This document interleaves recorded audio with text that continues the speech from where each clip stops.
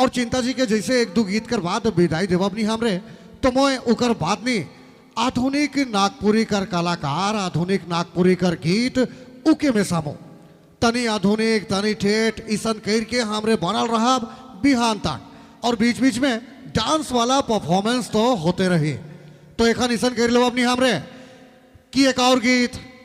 एक बार फिर से जुड़ेंगे हम चिंता जी के साथ और इस बार इनका गाया हुआ एक और बेहतरीन वाला गीत करेंगे शामिल।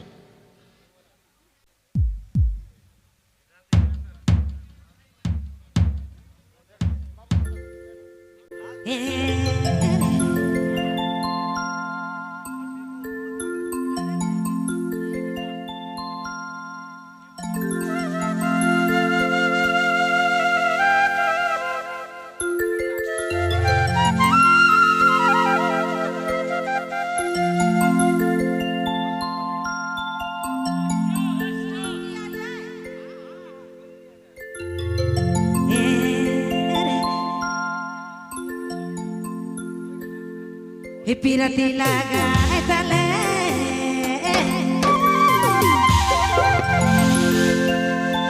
कालमों के भुलाए गेले पिरती लगाए तले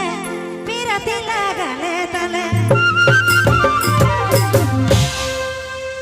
कालमों के भुलाए गेले ऐसा ना पाए मान गेले